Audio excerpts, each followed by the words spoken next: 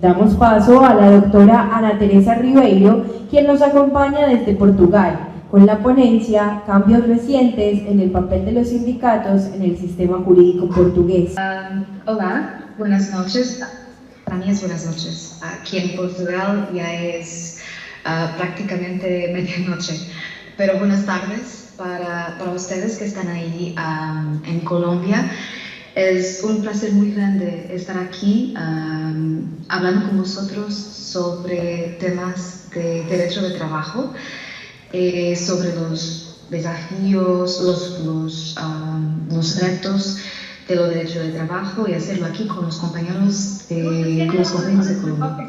Entonces les decía que es un placer que, aunque sea a distancia, que esté aquí hoy con vosotros para hablar entonces sobre el tema que les traigo, y que es entonces el rol de los sindicatos en el régimen jurídico portugués. Antes de empezar, me gustaría solamente de agradecer la invitación que me ha sido dirigida para estar aquí hoy, que me ha dado mucho honor, y también, claro, cumplimentar a los demás compañeros que hablaron y que van a hablar hoy y mañana también, a la audiencia, a nuestro público y a la organización también de ese evento. Yo voy a partilhar con vosotros una pequeña presentación. Creo que pueden ver mi PowerPoint. Creo que sí.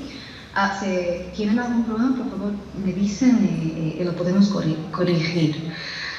Entonces, como les decía, vamos a hablar ahora sobre el rol de los sindicatos y sobre las alteraciones que se han sentido en la última alteración legislativa en el derecho portugués. Y creo que se trata, aunque sea una presentación, como pueden ver, más focada en el derecho portugués, creo que se trata de un tema que puede suscitar interés también de la parte de vosotros, porque los sindicatos, su actividad, su rol, es siempre una cuestión muy transversal, creo.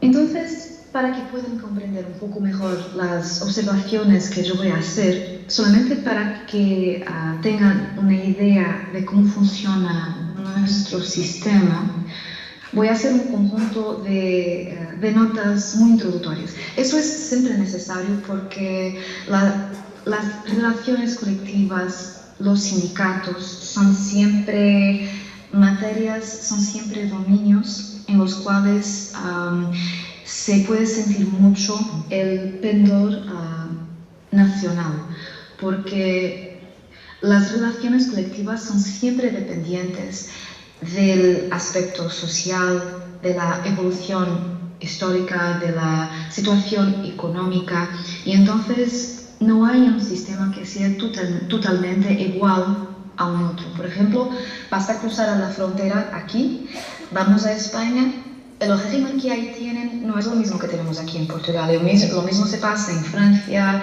en Italia, y también seguro en Colombia, Brasil y por ahí adelante. Y entonces, solamente para hacer una pequeña introducción sobre eso, en la Constitución portuguesa nosotros tenemos consagrado en ese artículo 55, tenemos consagrada la libertad sindical. Eso no es una novedad. La mayor parte de los países sí consagran la libertad sindical. Parte de los países han ratificado el convenio número 87 de la OIT, y entonces nosotros decimos que es reconocida a los trabajadores la libertad sindical, que es entonces una condición y una garantía de la construcción de la unidad de esos trabajadores para la defensa de sus derechos e intereses. Eso significa que, aunque eso no se ha dicho de una forma expresa, entre nosotros se ha consagrado el pluralismo sindical, que es también una consecuencia, una recurrencia del convenio número 87 de que hablaba de la OIT. Eso significa entonces que los trabajadores pueden siempre crear sindicatos, los sindicatos que desean, para los dominios que desean, en las circunstancias que desean. la legislación no les vaya a poner entraves a esa facultad. ¿Y cuáles son entonces los trabajadores que van a ser representados por los sindicatos? Muchas veces cuando los sindicatos hablan, lo hacen de una forma quasi política, ¿no? Porque se presentan como los representantes de esa clase de trabajadores, como los representantes de esa profesión. Pero, ¿cuáles son los trabajadores para los cuales verdaderamente pueden negociar? Porque, como saben, una de las actividades más importantes de los sindicatos es la contratación colectiva. Y entonces, en Portugal, aunque hablen de esa forma, ¿cuáles son los trabajadores cuyos intereses van a representar? Nuevamente, mirando de nuevo la Constitución, tenemos aquí un principio de respuesta, porque un otro artículo nos indica que entonces la ley ordinaria va a decir cuáles son las reglas sobre la eficacia de las normas que hacen parte de los convenios colectivos. ¿Qué significa eso? Que el legislador constituyente ha decidido que, de su parte, de optar por cualquier solución. Por ejemplo, una solución de eficacia limitada, una solución de eficacia erga omnes, que es, por ejemplo, lo que tenemos en España. Se puede optar por lo que el legislador ordinario considere más adecuado.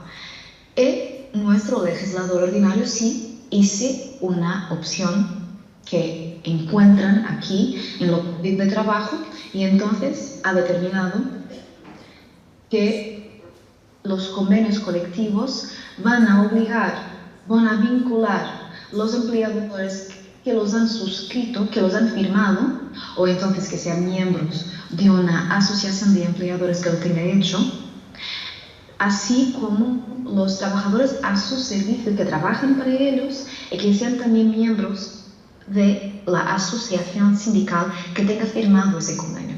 ¿Qué significa eso entonces? Eso significa que nosotros hemos optado por un régimen de eficacia limitada.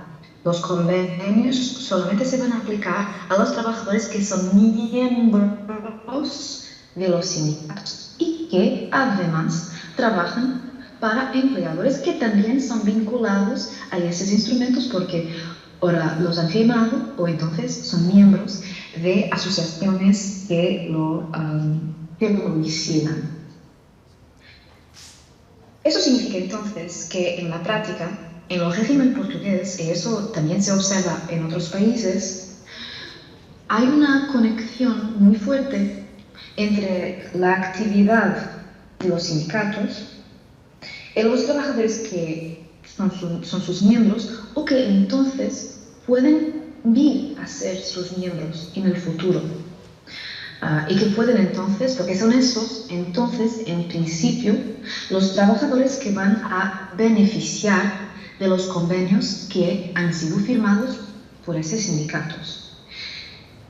¿Cuál ha sido entonces el impacto de la última alteración en el régimen portugués y que ha cambiado un poco esa forma de funcionar, esa forma de trabajar, digamos así, de los convenios colectivos? Es que en la última reforma, que es ha sido introducida por una ley 13/2023, que es una ley que está en fuerza desde el 1 de mayo de ese año. Con esa ley, entonces, se ve a determinar que ahora también los trabajadores independientes que sean todavía económicamente dependientes, también esos van a poder beneficiar de los convenios colectivos. Hasta ahora ellos no lo podían hacer. Hasta ahora esa era una cuestión controvertida en la doctrina portuguesa, porque ya teníamos ese artículo 10, pero no decía esto, no hablaba de los instrumentos de regulamentación colectiva.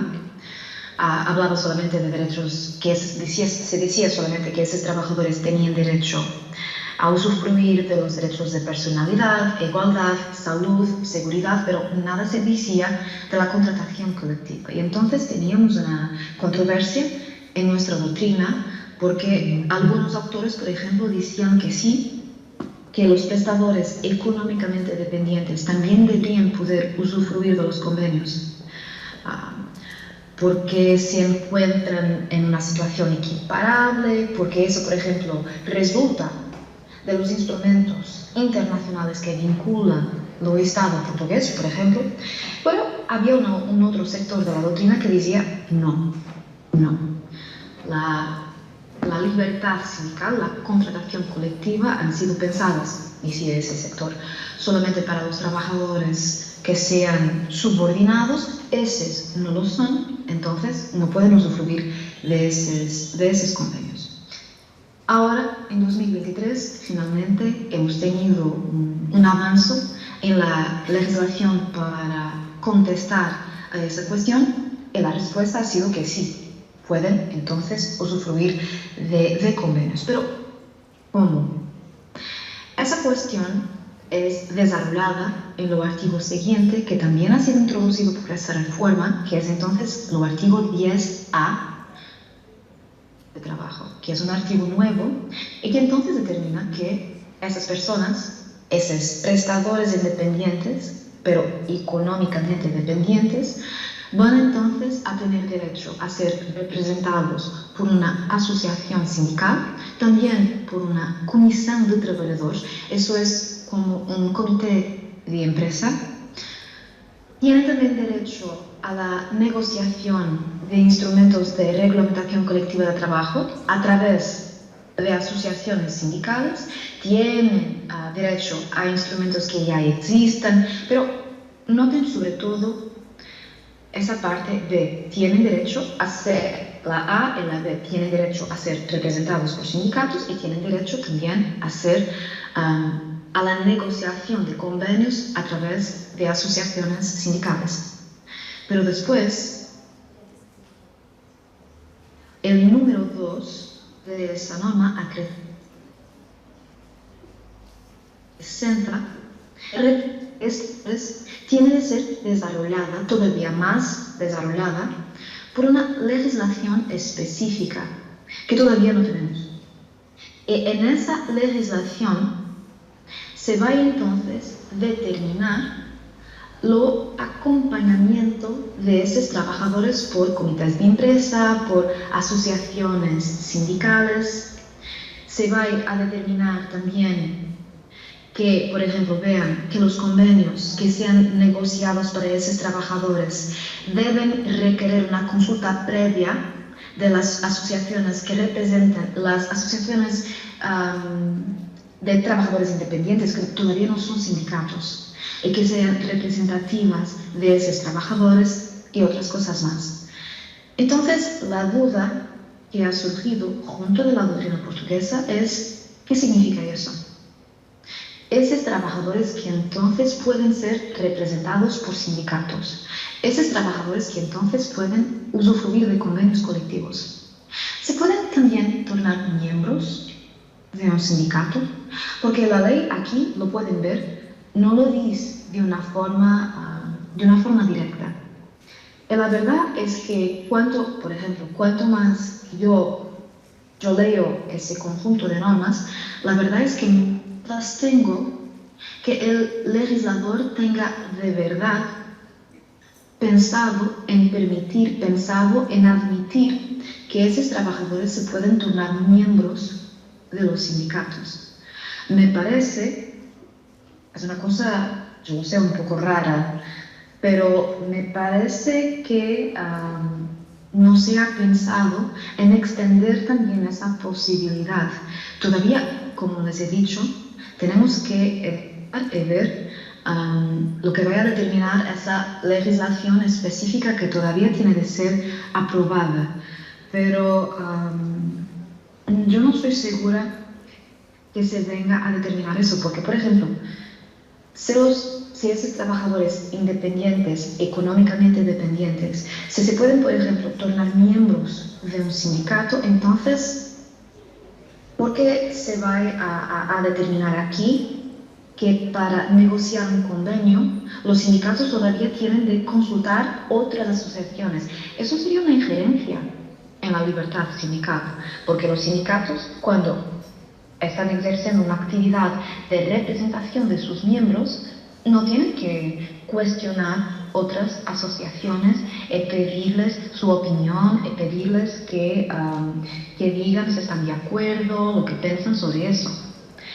Eso significa entonces que si esa es la respuesta correcta, si de facto los trabajadores independientes, económicamente dependientes, se van ahora a usufruir de los convenios sin todavía tener el derecho de se afiliar en sindicatos, eso significa entonces que vamos a tener la situación rara en los sistemas portugueses de sindicatos que pueden negociar convenios colectivos en representación de personas que no son y todavía no pueden ser sus miembros. Yo coloco aquí ahora es entonces cuál es el incentivo para esa celebración. Porque los sindicatos en Portugal, y eso no solamente en Portugal, se pasa en muchos sitios, los sindicatos tienen recursos limitados. ¿Cuál es el incentivo para que utilicen esos recursos para negociar en nombre de personas que no son sus miembros, no pueden ser sus miembros y entonces también tampoco pueden en el futuro comparticipar los sindicatos con sus cotas? Me parece una solución muy rara, pero me parece también una solución que tenemos. Es algo que no hace mucho sentido. Eso era, en todo caso, un paso que tenía permitir lo acceso a la contratación colectiva de la parte de esos trabajadores. Para mí era un paso que siempre tendríamos que dar, porque no lo teníamos y eso era una violación de los instrumentos internacionales que han sido ratificados por Portugal. Porque, por ejemplo, se consultan lo digesto de la OIT, pueden ver que en varias partes la OIT ha dicho, el Comité de Libertad Sindical ha dicho que lo criterio para se determinar quién puede ser o no parte de un sindicato no es la existencia de un contrato de trabajo. Los trabajadores independientes también deben tener el derecho de se organizar y también, vean más abajo, los gobiernos deben tomar las medidas necesarias para que los trabajadores que son independientes también puedan usufruir de los derechos sindicales, como por ejemplo la libertad sindical, que nosotros no lo teníamos. Entonces, eso es un avance interesante. Y lo mismo se llega, por ejemplo, no sé si están familiarizados con ese instrumento, es un instrumento europeo, es la Carta Social Europea. En más de un caso, el Comité Europeo de Derechos Sociales, que es el órgano que controla la aplicación de ese diploma, ha dicho que la contratación colectiva, el acceso a la contratación colectiva no se debe dar en distinciones sobre quién es trabajador o trabajador independiente. Lo criterio decisivo debe ser lo imbalance, lo desequilibrio de poder. Entonces, lo que eso significa es que para cumplir de una forma adecuada con todos los instrumentos, sí teníamos, es verdad, que reconocer lo acceso a la contratación colectiva de la parte de los trabajadores independientes. Pero lo hicimos de una forma incompleta, creo. Porque teníamos también, además de decir de una forma clara, que también esos trabajadores pueden ser miembros de sindicatos, pueden crear sus sindicatos y pueden ser miembros de sindicatos. Y todavía, hasta ahora, no lo hicimos de una forma expresa. Y creo que con la conjugación de esas normas, no es eso lo que resulta de acá.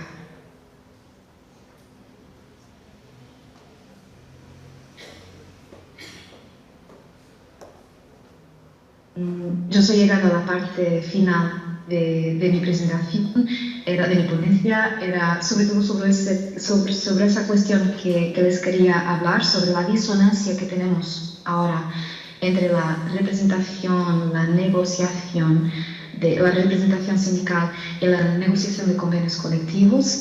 Y si tienen alguna duda, si tienen alguna observación que quieran hacer, no sé si lo pueden hacer ya o si tenemos que pasar para la próxima ponencia, pero yo estoy a la disposición para que dialoguemos. Muchas gracias.